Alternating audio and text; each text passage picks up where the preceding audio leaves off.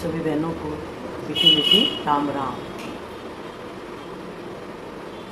आज की कथा का प्रसंग है तुलसी को सपने में शंखचूड़ के दर्शन और शंखचूड़ तथा तुलसी के विवाह के लिए ब्रह्मा जी का दोनों को आदेश।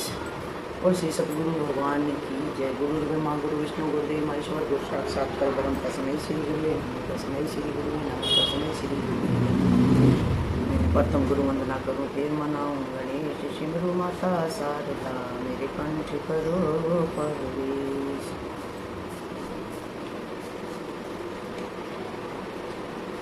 भगवती तुलसी के प्रादुर्भाव का प्रसंग। भगवान नारायण कहते हैं, नारद धर्मध्वज की पत्नी का नाम माधवी था। वह राजा के साथ गंधमादन पर्वत पर सुंदर उपवन में आनंद करती थी। यूँ दीर्घ काल बीत गया, किंतु ने इसका ज्ञान न रहा कि कब दिन बीता और कब रात। तदंतर राजा धर्मध्वज के हृदय में ज्ञान का प्रादुर्भाव हुआ और उन्होंने हास विलास से विलग होना चाहा, परंतु माधवी अभी तृप्त नहीं हो सकी थी, अतएव उसे गर्भ रह गया। उसका गर्भ प्रतिदिन क्रमशः शोभा बढ़ाता रहा। नारद कार्तिक की पूर्णिमा के दिन उसके गर्भ से कन्या प्रकट हुई। उस शुभ दिन, शुभ योग, शुभ क्षण, शुभ लगन और शुभ ग्रह का संयोग था। उस समय शुभ दिन था, शुभ योग था, शुभ क्षण था, शुभ लगन और शुभ ग्रह का संयोग था। यूँ शुक्रवार के दिन देवी माधवी लक्ष्मी के अंश से प्रादुर्भूत उस कन्या की जननी हुई। शुक्रवार के दिन माधवी उस लक्ष्मी के अंश से जो कन्या पैदा हुई थी, उसकी माता बनने का सौभाग्य उसे प्राप्त हुआ। उस कन्या का मुख ऐसा था मानो शरद पूर्णिमा का चंद्रमा हो। नेत्र शरतकालीन कमल के समान थे। अधर पके हुए बिंबा फल की तुलना कर रहे थे। मन को मुग्ध करने वाली उस कन्या के हाथ और पैर के तलवे लाल थे। उसकी नाभि गहरी थी। शीतकाल में सुख देने के लिए उसके संपूर्ण अंग गर्म रहते थे और उष्ण काल में वह शीतलांगी बनी रहती थी। गर्मी में तो गर्म रहती थी और सर्दी में वह शीत रहती थी। उसके शरीर का वर्ण श्याम था।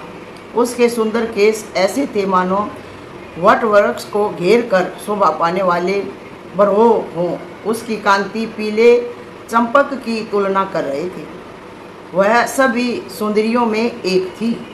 स्त्री और पुरुष उसे देखकर किसी के साथ तुलना करने में असमर्थ हो जाते थे।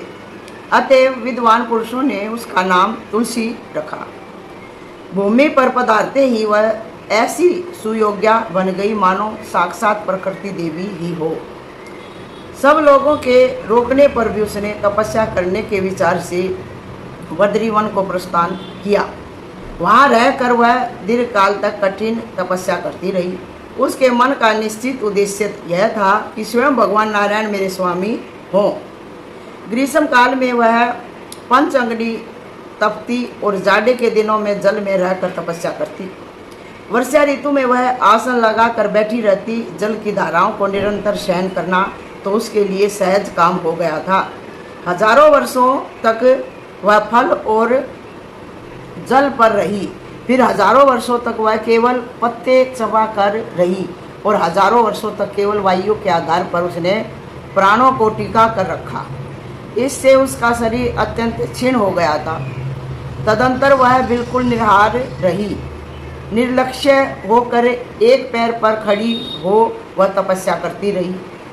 उसे देखकर ब्रह्मा उत्तम वर देने के विचार से बद्रिका आश्रम में पधारे।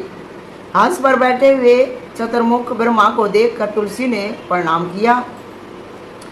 तब जगत की सृष्टि करने में निपुण विधाता ने उससे कहा, ब्रह्मा जी बोले, तुलसी तुम मन अभिलाषित वर मांग सकती हो। भगवान श्री हरि की भक्ति, उनकी दासी बनना अथवा अजर एवं अमर होना, जो भी तुम्हारी इच्छा हो मैं देने के लिए तैयार हूँ। तुलसी ने कहा, पितामह आप सर्वज्ञ हैं, तथापि मेरे मन में जो अभिलाषा है उसे मैं कह देती हूँ। अब आपके सामने मुझे लज्जा ही क्या है। पूर्व जन्म में मैं तुलसी नाम की गोपी थी। गोलोक मेरा निवास स्थान था। भगवान श्री कृष्ण की प्रिया, उनकी अनुचरी, उनकी अर्धांगिनी तथा उनकी प्रियसी सखी, सब कुछ होने का सौभाग्य मुझे प्राप्त था। गोविंद नाम से सुशोभित उन प्रभु के साथ मैं हास विलास में रत थी। उस परम सुख से अभी मैं तृप्त नहीं थी। इतने में एक दिन रास की अधिष्ठात्री देवी भगवती राधा ने रास मंडल में पधार कर रोज से मुझे यह शाप दे दिया कि तुम मानव योनि में उत्पन्न हो।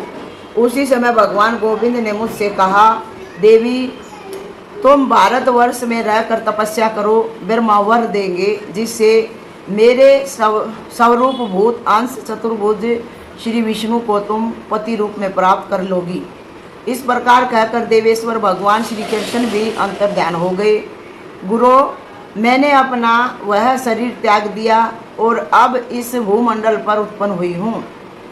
सुंदर विग्रह वाले शांत स्वरूप भगवान नारायण जो उस समय मेरे पति थे, उन्हीं को अब भी मैं पति रूप में प्राप्त करने के लिए वर मांग रही हूँ। आप मेरी अभिलाषा पूर्ण करने की कृपा करें। ब्रह्मा जी बोले, भगवान श्री कृष्ण के अंश से प्रकट सुदामा नाम एक गोप भी इस समय राधिका के शाप से भारतवर्ष में उत्पन्न है। उस परम तेजस्वी गोप को श्री कृष्ण का साक्षात अंश कहते हैं। अब यहाँ पे सुदामा को भी बताया है, एक गोप थे और रानी ने उनको भी श्राप दे दिया था, इसलिए वो भारतवर्ष में सुदामा बन के आए। शापवश उसे दूने के कुल से शापवश उसे धनु के कुल में उत्पन्न होना पड़ा। धनु के कुल में उत्पन्न होना पड़ा। शंखचूड़ नाम से वह प्रसिद्ध है। त्रिलोकी में कोई भी ऐसा नहीं है जो उसकी समता कर सके। अच्छा, सुदामा ही बनकर आ रहे हैं शंखचूड़। वह सुदामा इस समय समुद्र में विराजमान है। सुदामा ही शंखचूड़ थे। वही सुदामा इस समय समुद्र में विराजमान है। भगवान श्री कृष्ण का अंश होने से उसे पूर्व जन्म की सभी बातें स्मरण हैं। सुंदरी शोभने, तुम भी पूर्व जन्म के सभी प्रसंगों से परिचित हो। इस जन्म में वह श्री कृष्ण का अंश तुम्हारा पति होगा, शंखचूड़। इसके बाद शांत स्वरूप भगवान नारायण तुम्हें पति रूप से प्राप्त होंगे। हाँ, अब शंखचूड़ के साथ तुलसी का ब्याह होगा और फिर जब शंखचूड़ को भगवान मार देंगे तो तुलसी को पानी ग्रहण करेंगे। ये कथा हमने पहले भी सुनी हुई है बहनों। तुम्हारे पति होंगे। इसके बाद शांत स्वरूप भगवान नारायण तुम्हें पति रूप से प्राप्त होंगे। लीलावश वे ही नारायण तुमको शाप दे देंगे। अतः अपनी कला से तुम्हें वृक्ष बनकर भारत में रहना पड़ेगा और समस्त जगत को पवित्र करने की योग्यता तुम्हें प्राप्त होगी। संपूर्ण पुष्पों में तुम प्रधान मानी जाओगी। भगवान विष्णु तुम्हें प्राणों से भी अधिक प्रिय मानेंगे। तुम्हारे बिना पूजा निष्फल समझी जाएगी। वृंदावन में वृक्ष रूप से रहते समय लोग तुम्हें वृंदावनी कहेंगे। तुमसे उत्पन्न पत्तों से गोपी और गोपों द्वारा भगवान माधव की पूजा संपन्न होगी। तुम मेरे वर के प्रभाव से वृक्षों की अधिष्ठात्री देवी बनकर गोप रूप से विराजने वाले भगवान श्री कृष्ण के साथ स्वेच्छा पूर्वक निरंतर आनंद भोगोगी। नारद, ब्रह्मा की यह अमर वाणी सुनकर तुलसी के मुख पर हंसी छा गई। उसके मन में अपार हर्ष हुआ। उसने महाभाग ब्रह्मा को प्रणाम किया और वह कहने लगी, क्या कहने लगी? तुलसी ने कहा, पिता मैं बिल्कुल सच्ची बातें कहती हूँ। दो भुजा से शोभा पाने वाले श्याम सुंदर भगवान श्री कृष्ण को पाने के लिए मेरी जैसी अभिलाषा है, वैसी चतुर्भुज श्री विष्णु के लिए नहीं है। मैं तो कृष्ण भगवान को अपने पति रूप में पाती जो दो भुजा से शोभित है। परंतु उन गोविंद की आज्ञा से ही मैं चतुर्भुज श्री हरि के लिए प्रार्थना करती हूँ। ओहो, वे गोविंद मेरे लिए परम दुर्लभ हो गए हैं। भगवान आप ऐसी कृपा करें कि उन्हीं गोविंद को मैं पुण्य निश्चित ही प्राप्त कर सकूं। साथ ही मुझे राधा के भय से भी मुक्ति मिल जाएगी। उसके भय से भी मुझे मुक्त कर दीजिए आप। ब्रह्मा जी बोले, देवी मैं तुम्हारे प्रति भगवती राधा के षोडश अक्षर मंत्र का उपदेश करता हूँ। 16 अक्षरों के मंत्र का उपदेश मैं करता हूँ। ब्रह्मा जी कह रहे हैं तुलसी जी को, तुम इसे हृदय में धारण कर लो। मेरे वर के प्रभाव से अब तुम राधा का प्राण के समान प्रिय बन जाओगी। इस मंत्र का अगर आप जाप करोगी तो राधा को आप प्राणों से भी प्यारी हो जाओगी। सुभगे भगवान गोविंद के लिए तुम वैसी ही प्रियसी बन जाओगी जैसी राधा है।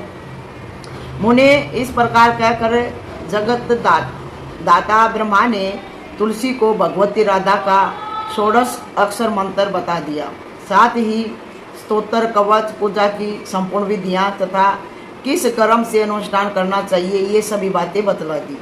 तब तुलसी ने भगवती राधा की उपासना की और उनकी कृपा प्रसाद से वह देवी राधा के समान ही सिद्ध हो गई।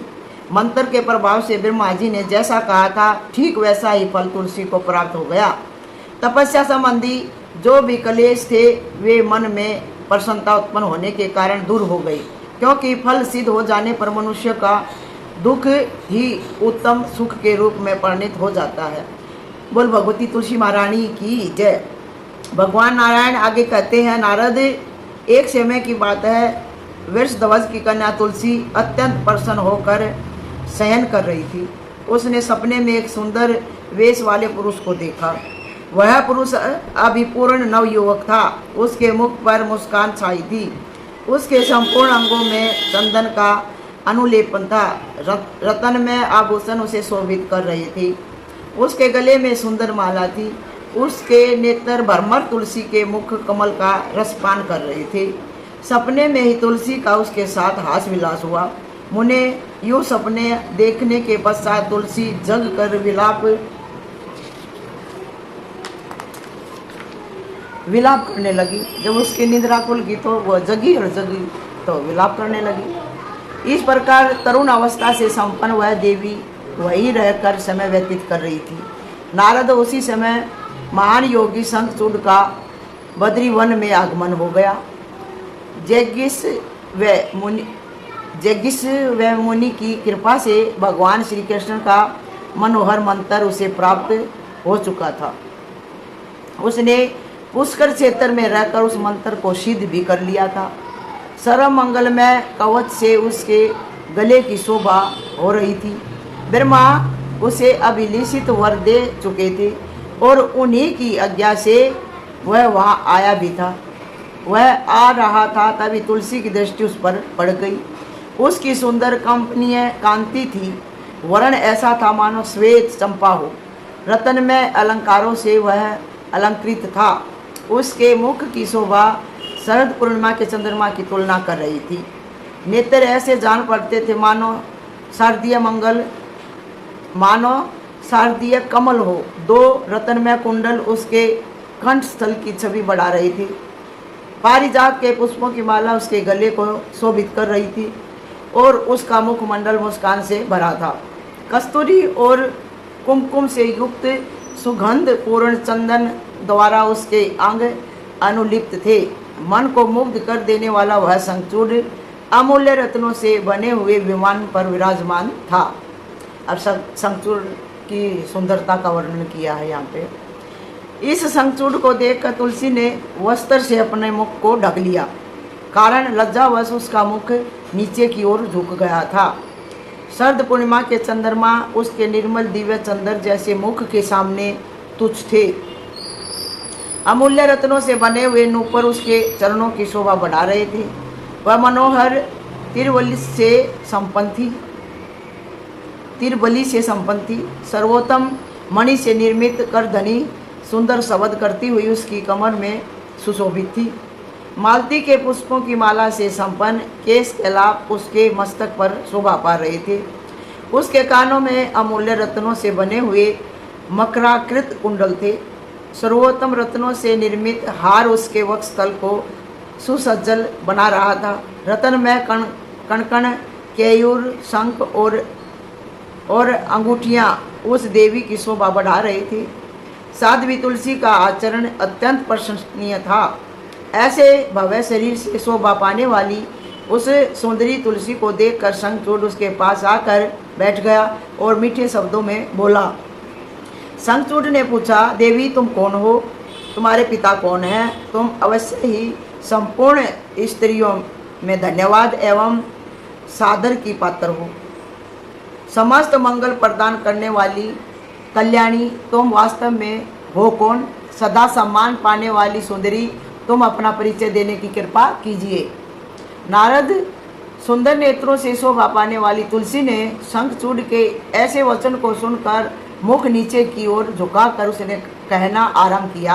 अब तुलसी महारानी कह रही है, क्या कह रही है? तुलसी ने कहा, महाशय मैं राजा धर्मध्वज की कन्या हूँ।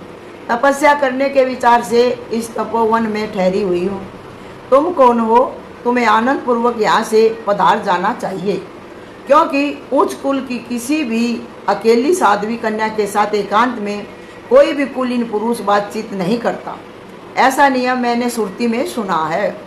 जो कुलसित कुल में उत्पन्न है तथा जिसे धर्म शास्त्र एवं श्रुति का अर्थ सुनने का कभी सुअवसर नहीं मिला, वह दुराचारी व्यक्ति ही कामी बनकर पर स्त्री को की कामना करता है। स्त्री की मधुर वाणी में कोई सार नहीं रहता, वह सदा अभिमान में चूर रहती है।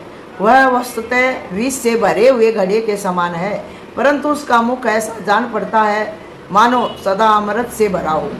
संसार रूपी कारागार में जकड़ने के लिए वह साकल है।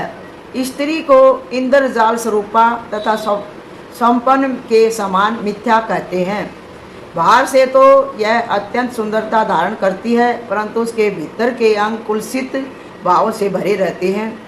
उसका शरीर विष्टामूत्र, पीव और मल आदि नाना प्रकार की दुर्गंधपूर्ण वस्तुओं का आधार है।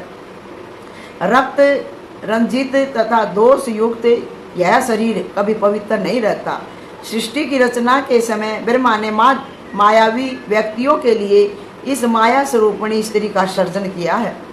मोक्ष की इच्छा करने वाले पुरुषों के लिए यह विष का काम करती है, अतः मोक्ष चाहने वाले व्यक्ति उसे देखना भी नहीं चाहते। नारद शंखचूड़ से इस प्रकार कहकर तुलसी चुप हो गई।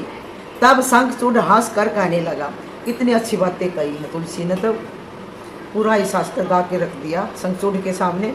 शंखचूड़ ने कहा, देवी तुमने जो कुछ कहा है वह असत्य नहीं है, पर अब मेरी कुछ सत्यासत्य मिश्रित बातें सुनने की कृपा करो। अब तुम मेरी कुछ सत्य असत्य मिश्रित बातें सुनने की कृपा करो। विधाता ने दो प्रकार की स्त्रियों का निर्माण किया है, वास्तव में स्वरूपा और अवास्तव स्वरूपा दोनों ही एक समान मनोहर होती हैं, पर एक को प्रशस्त कहते हैं और दूसरी को अप्रशस्त। लक्ष्मी, सरस्वती, दुर्गा, सावित्री और राधिका, ये 5 देवियां सृष्टि सूत्र हैं, सृष्टि की मूल कारण हैं। इन आधा देवियों के प्रादुर्भाव का प्रयोजन केवल सृष्टि करना है। इनके अंश से प्रकट गंगा आदि देवियां वास्तव स्वरूपा कहलाती हैं। इनको श्रेष्ठ माना जाता है। ये यश स्वरूपा और संपूर्ण मंगलों की जननी है। सत स्वरूपा देवहूति, सौदा, स्वाहा, दक्षिणा, छायावती, रोहिणी, वरवाणी, स्वची, कुबेर पत्नी, अदिति, दीति, लोपामुद्रा, अनुसैया, कोटिवी, तुलसी, अहल्या, अरुणधति, मैना, तारा, मंदोदरी, दमयंती, वेदवती, गंगा, मनसा, पुष्टि, तुष्टि, स्मृति, मेधा, कालिका, वसुंधरा, षष्ठी, मंगलचंडी, धर्मपत्नी मूर्ति, स्वस्ति, श्रद्धा, शांति, कांति, क्षमा, निद्रा, तद्रा, क्षुधा, पिपासा, संध्या, दिवा, रात्रि, संपत्ति, धृति, कीर्ति, क्रिया, शोभा, प्रभा और शिवा। स्त्री रूप में प्रकट ये देवियां प्रत्येक युग में उत्पन्न मानी जाती हैं। ये चारों युगों में उत्पन्न है। जगदम्बा की कला के अंश से उत्पन्न जो स्वरों की दिव्य अप्सराएं हैं, उन्हें अप्रशस्त कहा गया है। अखिल विश्व में पुंसली रूप से ये विख्यात हैं। स्त्रियों का जो सत्व प्रधान रूप है वही ठीक है, उसी को उत्तम माना जाता है। विश्व में इन साध्वी रूपा स्त्रियों की प्रशंसा की गई है। विद्वान पुरुष कहते हैं इन्हीं को वास्तव रूपा कहा जाता है। रजो रूप और तमो रूप भेद से कलाओं में अनेक प्रकार की स्त्रियां प्रसिद्ध हैं। रजोगुण का अंश जिनमें प्रधान है वे मध्यम श्रेणी की हैं, क्योंकि भोगों में उनकी नित्य प्रिया बनी रहती है। सुख भोग के वशीभूत होकर वे सदा अपने कार्य में संलग्न रहती हैं। कपट और मोह ये दो दुर्गुण उनमें निवास करते हैं। कभी भी उनके द्वारा धर्म के अर्थ का यथार्थ पालन नहीं होता। अतः रजो रूप प्रधान स्त्री में साध्वीपन का आना संभव नहीं है। विद्वान पुरुष इसे मध्यम रूपा बतलाते हैं। तमो रूप दुर्निर्वाय है, विज्ञ पुरुष इसको अधम कहते हैं। देवी तुमने जो कहा है, सत असत का विचार रखने वाले कुलीन पुरुष निर्जन निर्लज अथवा एकांत स्थान में किसी पर स्त्री से कुछ भी नहीं पूछते, सो ठीक है, मैं भी यही मानता हूँ। परंतु शोभने, मैं तो इस समय ब्रह्मा की आज्ञा पाकर ही तुम्हारे कार्य साधन के लिए तुम्हारे पास आया हूँ और गंधर्व विवाह की विधि के अनुसार तुम्हें अपनी सहधर्मणी बनाऊंगा। देवताओं में भगदड़ मचा देने वाला संचूड़ मैं ही हूँ। धनु वंश में मेरी उत्पत्ति हुई है। विशेष बात तो यह है कि मैं पूर्व जन्म में श्री हरि के साथ रहने वाला उन्हीं का अंश सुदामा नाम का एक गोप था। सुदामा इस संचूड़ बना है, राधा रानी ने श्राप दे दिया था। हाँ, उन्हीं के अंश सुदामा नामक गोप था, जो सुप्रसिद्ध 8 गोप भगवान के स्वयं पार्षद थे। उनमें एक मैं ही था। देवी राधिका के साथ से इस समय मैं दानवेंद्र बना हूँ। भगवान श्री कृष्ण का मंत्र मुझे इष्ट है, अतः पूर्व जन्म की बातों को मैं जान जाता हूँ। तुम भी पूर्व जन्म में श्री कृष्ण के पास रहने वाली तुलसी थी, यह जानने की सुयोग्यता तो तुम्हें भी प्राप्त है। तुम भी जो भारतवर्ष में उत्पन्न हुई हो, इसमें मुख्य कारण श्री राधा का रोष ही है। मुनिवर जब इस प्रकार कहकर संचूड़ चुप हो गया, तब तुलसी उससे कहने लगी। उस समय तुलसी का मन संतुष्ट था और उसके मुख पर मुस्कुराहट छाई थी। तुलसी ने कहा, कांत, इस प्रकार के शुद्ध विचार से संपन्न विज्ञ पुरुष ही विश्व में सदा प्रशंसित होते हैं। स्त्री का कर्तव्य है कि वह ऐसे ही सतपति की निरंतर अभिलाषा करे। आप सद्विचार वाले पुरुष से इस समय में परास्त हो गई हूँ। निंदा का पात्र तथा अपवित्र तो वह पुरुष माना जाता है जिसे स्त्री ने जीत लिया, लेकिन मैं तो आपसे हार गया आपकी बातों से। स्त्री जीत मनुष्य की तो पितर देवता तथा बांधव सभी निंदा करते हैं।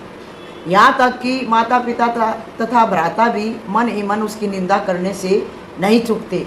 जिस प्रकार जन्म तथा मृत्यु के असोच में ब्राह्मण 10 दिनों पर शुद्ध हो जाता है, क्षत्रिय 10 दिनों पर शुद्ध हो जाता है, क्षत्रिय 12 दिनों पर है ना।